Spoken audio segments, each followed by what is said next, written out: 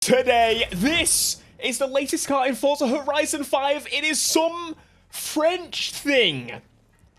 Yes, this is the latest car in the Car Pass. If you want to access these cars, you just go to Car Pass and boom, there it is. It is free, obviously, if you already got the Car Pass, but I'm so glad these cars are rolling out. We're going to have a quick look at how this thing drives. I read a little bit about this car, just in case, you want a little bit of details, but basically, it's an old French car that people like.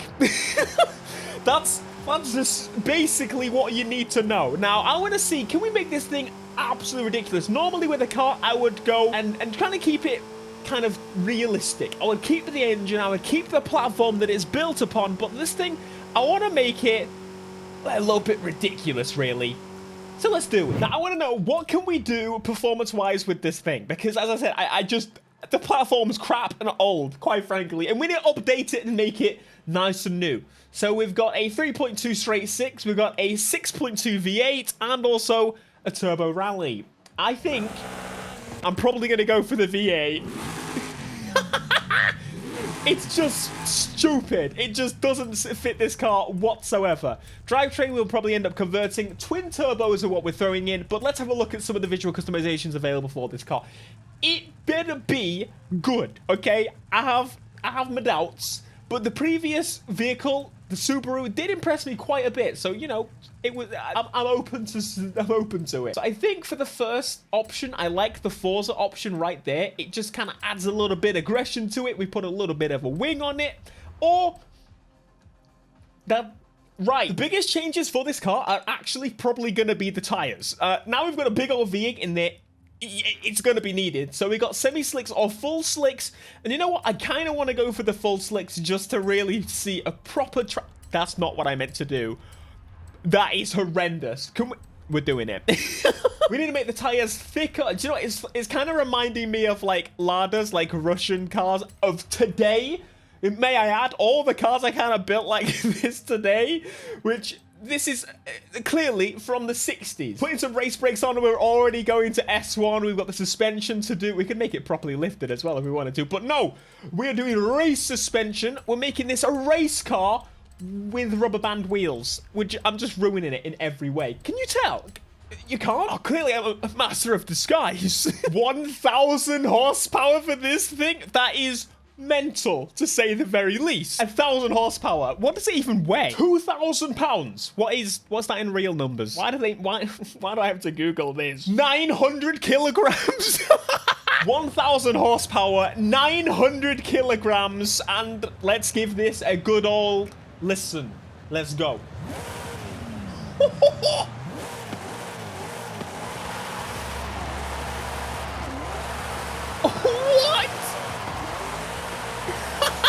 That is genuinely stupid. We've got full slicks on because this thing is going to be rowdy. I kind of really want to put all-wheel drive on it just because, like, it would make it so much cooler in terms of being able to actually put its power down, because there is no way in God's earth that you can sensibly put power down with my like rubber bands on the wheels. Rear-wheel drive to all-wheel drive converts us to S2 on this machine. S2, didn't you know? Got to do all the drivetrain fixing again just to make it a little bit nicer. Let's do everything else first, because then we get a better idea of how the speed should be. 1,017, and we can actually finally now put the power down, which is why our ranking went up as much as it did. Today's video is again sponsored by LG. They wanted to let you know that there is the biggest LG OLED promotion going on right now. You definitely don't want to miss it out, especially as it comes to Christmas time. These are the best TVs that you can buy. That's from me. That's from me. I told you previously that I purchased one of the previous generations of these TVs, and honestly, this one is even better, obviously. FreeSync and G-Sync give you smooth frame rates that just are to die for. When it comes to racing games especially, it can create the best racing experience that you can find. I've used tons of different brands of TVs in the past, and the LGs are always the way I go. The best OLED panels, and if you don't know what OLED even means, black's a full black by turning off the pixels, meaning you get a super crisp image. That basically means everything that's got a dark background is mega crisp. You get extra details that you just wouldn't see with an inferior TV. As I said earlier, they have a promotion going on right now. Please check it out. I'll put the link down below in the description. And again, thank you to LG for sponsoring this video. You know, I think I might need to do the gearing. Let me give you a demonstration of how the gearing is as a standard. Are you ready? Let's go.